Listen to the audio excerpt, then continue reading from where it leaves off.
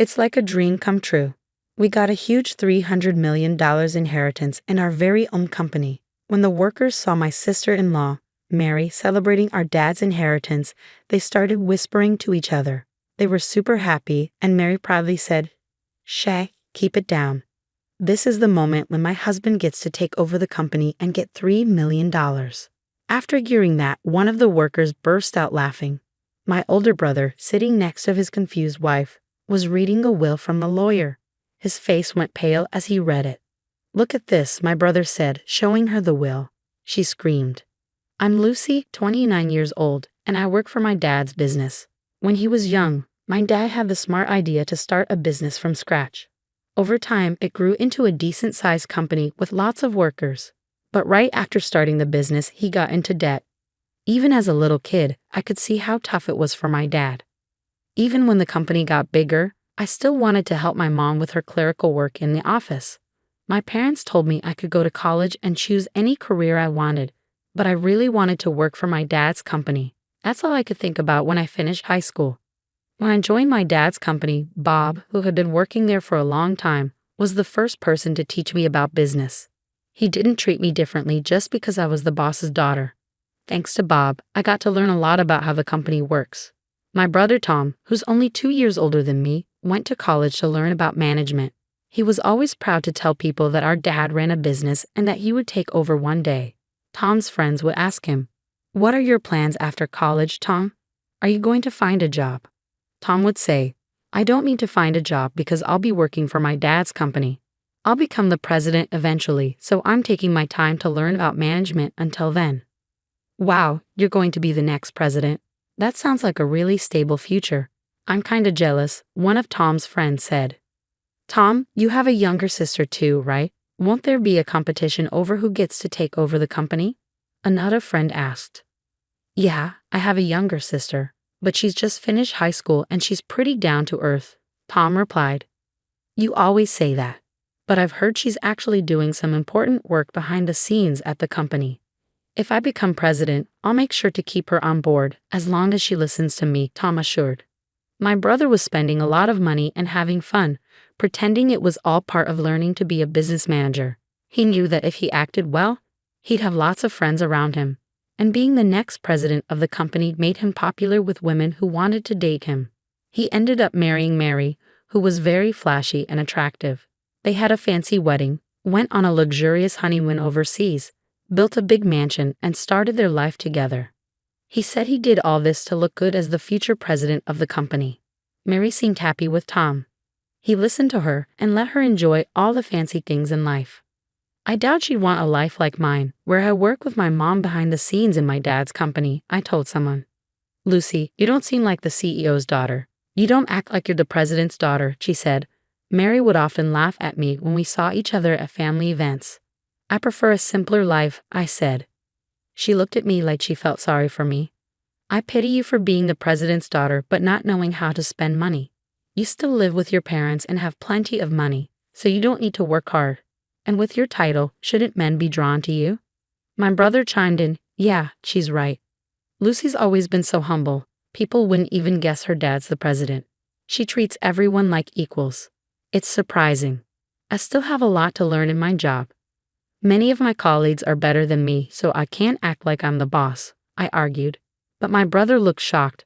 "That's why you're not useful. A boss needs to stand out so they're respected by their team. Let others handle the simple tasks. It seems like only Dad and I are the bosses around here. You shouldn't belittle your team, no matter how powerful you are." Before I could reply, my brother interrupted me, looking annoyed. "A woman who's too logical isn't attractive to men." Then Mary joined in. "If you keep talking like that, you'll never find a husband. You should try to be more appealing, don't you think, Tom?" "Yeah, well, when I become president, I might just fire a humble employee like you," Tom said.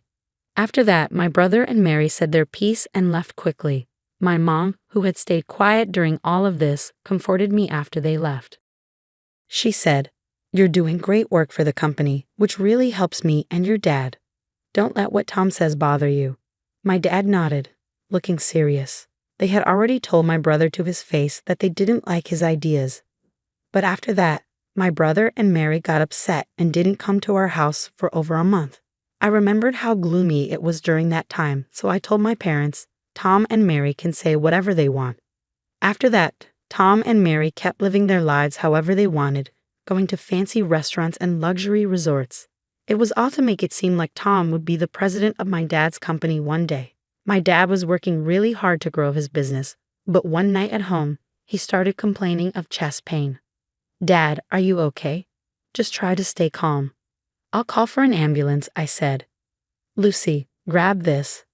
As we waited for the ambulance, my dad motioned to a drawer and told me he had a letter for me. I hurriedly grabbed the letter from the drawer. "I want you to read this if anything happens to me. Everything else is up to the lawyers," he said breathlessly before losing consciousness before the ambulance arrived. Despite being rushed to the emergency room, he died without regaining consciousness. My brother and Mary were away on a trip when my father passed away, so they couldn't be there for him. They returned from their trip 2 days later. At the end of my father's funeral, Tom said, "We're just glad we arrived on time. I never imagined my father would pass away while we were on vacation." I was shocked. My brother and Mary showed up at the funeral without any worries, not acknowledging that my mother and I had been left to handle everything. I talked to my brother about it in private, so the other employees wouldn't hear. "Couldn't you have come back home sooner?" I asked my brother in private. "What?" "I couldn't. Our return flight was already booked." My brother replied without offering an apology, then turned to address the employees. "Thank you all for your support. From now on, I'll be stepping into my father's shoes with dignity," he said. Mary glanced around at the employees, who had gone silent at my brother's words, and praised him, saying, "That's exactly what Tom would do." "Everyone's impressed, right? It's only natural, considering my husband's dignity." With pride, my brother said to me, "Lucy, isn't the ceremony about to begin? Please lead the way." I was annoyed by my brother's tardiness and his arrogance, but I led him and the employees to the meal ceremony table. My brother continued to act arrogantly as we ate. "Lucy, isn't the quality of this food questionable? It might lower our father's reputation as president," he remarked. "Mom and I already discussed it and agreed on the menu. Plus, I don't need you telling me what to do. This is why people don't understand what it means to be president," I snapped back. He not only bossed me around but also gave orders to the other employees serving the guests. "You're useless," he declared. I hurried to intervene when I heard my brother ordering Bob, a longtime employee, around. "Tom, that's not right. Don't talk down to Bob or any of our employees. They deserve respect. Why should I act humble in front of someone who's just an employee? They should show me more respect as the president," he argued. Mary joined in, backing him up. "That's correct. Lucy, stop disrespecting Tom, the president of the company. If you keep disobeying him, he can fire you. He's in charge," she warned. Just as my brother and his wife were getting worked up, a man showed up. "Sorry to interrupt. Your father asked me to handle his inheritance," he revealed. He was the lawyer my father had hired while he was still alive. Then it hit me. My father had mentioned before he passed away that he had already hired a lawyer. It seemed he had been preparing for his death and had spoken with a lawyer a few years back. My brother and Mary's faces lit up when the lawyer mentioned inheritance. They eagerly welcomed him into their room. Tom said, "Thank you for coming. Let's get this done as soon as possible." But as he spoke with the lawyer, Tom started to cry. Wasn't my father's inheritance supposed to be $300 million? Mary, upon hearing this, couldn't contain her excitement. $300 million. That much money for our company is like a dream come true. The employees started whispering when they heard this. Mary proudly announced to the grieving employees, "Quiet down. This is the moment when the company and its $300 million inheritance passed to Tom." Upon hearing this, one of the employees burst into uncontrollable laughter. My brother had the will and was reading it next to Mary, who was puzzled by the employee's reaction. My brother's face went pale as he read, Mary, according to the will, the entire company will be inherited by the eldest daughter, Lucy," he stammered. He stared at the will for a moment, then erupted. "This can't be. It's wrong." The lawyer, sounding troubled, confirmed, "This is a legally binding will." My brother's voice grew more strained. "What? I can't believe this. How can Lucy become president instead of me?" "Maybe Dad was just getting old and forgetful," Mary chimed in. Yeah, your father wasn't thinking straight. A will made by someone losing their mind is worthless. Hearing this, I lost it. I couldn't stand by while they insulted my late father. I couldn't let anyone, even family, disrespect my father, who was a good man till the end. Stop. The idea of my brother Tom becoming president is even more absurd, in my opinion, I asserted. My brother was furious. What are you trying to say? That I'm not fit to be president? He snapped back.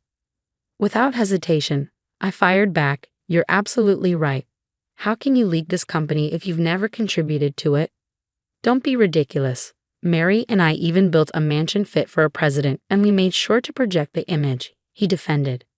Building a mansion unsuited for a leader and dining extravagantly? That's not good for business. And didn't Dad cover most of the costs for that house and extravagance? How would you even know? I countered. Just before he passed, Dad left me a letter. In it, he outlined all the money he had spent on you and said he would give you a gift during his lifetime. So your share of the estate is practically nothing, I disclosed. Mary panicked. Hold on. Is the inheritance really worth $300 million? Have we already spent that much? It's not fair that we're left with so little.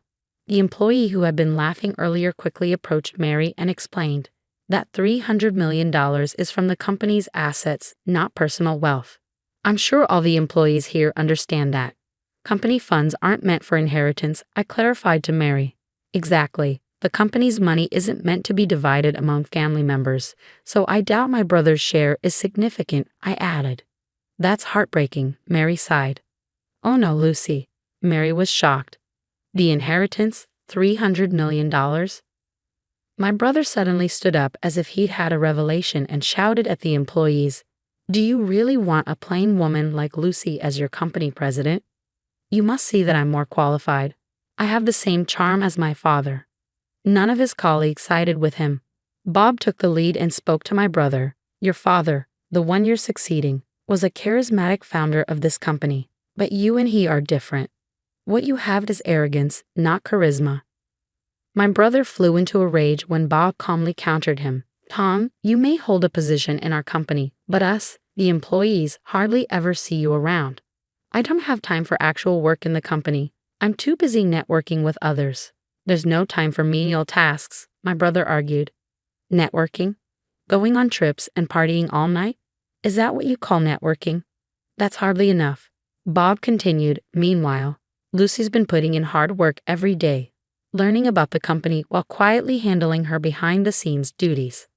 I see the same dedication in her as I did in your father. Lucy is the right person for the job as far as all of us here at the company are concerned, Bob concluded. The other employees nodded in agreement. I was touched and responded, Thank you all so much. Honestly, I'm taken aback by this news, but having seen my father's passion for the company firsthand, I share the same dedication. I'm grateful for your continued support. The employees warmly applauded as I bowed deeply. Emboldened by their applause, I spoke firmly. Each one of you here is a valuable friend who has contributed to our business. Anyone who overlooks that isn't fit to be part of this company, let alone its president. Even the president can be fired by the employees. My brother grew annoyed upon hearing this. What are you talking about? I'm your brother. What are you even talking about? You were the one who said you'd fire me if you became president, brother. I reminded him. I can't keep paying a salary to an incompetent employee just because he's family. This is ridiculous. Can someone please help me out here? My brother pleaded for support from those around him, but all he got were cold stares from the employees. Seeing that nobody was backing him up, my brother and Mary left in a hurry. After that, Tom lost his job and relied on the small inheritance he received, but it didn't last long. Can you lend me some money, Lucy? He asked, kneeling before me. I was disgusted by my brother's behavior. Even after losing his job, he didn't try to find a new one and was still expecting help from the family. I firmly told my mother not to give him any money. His friends, who had once been supportive, turned their backs on him when they found out he lost his presidency to me, his sister. When Mary married my brother, she had envisioned being the wife of the company president, but none of her friends showed any sympathy for her. As their financial situation became dire, my brother and his wife decided to sell their mansion. The proceeds from the sale could have sustained their lifestyle, but without any income, their savings quickly dwindled. When they had nothing left to sell, They struggled to cover their expenses. Eventually, they realized they needed to find work. However, no one was willing to hire them because they lacked any work experience. Eventually, Tom found a part-time job at a convenience store. Now, he's in an unfamiliar role, facing criticism from younger coworkers. Mary's situation changed too. She's no longer a full-time housewife but now works as a cashier at a supermarket, alongside the very part-time housewives she once looked down upon. Her salary is low. Meanwhile, I'm using my experience from behind-the-scenes work to help the company grow. With support from Bob and other employees, the company is thriving. Ironically, my brother's situation has strengthened employee unity. I've pledged to keep working with my mother to expand the business, aiming to bring pride to my father in heaven.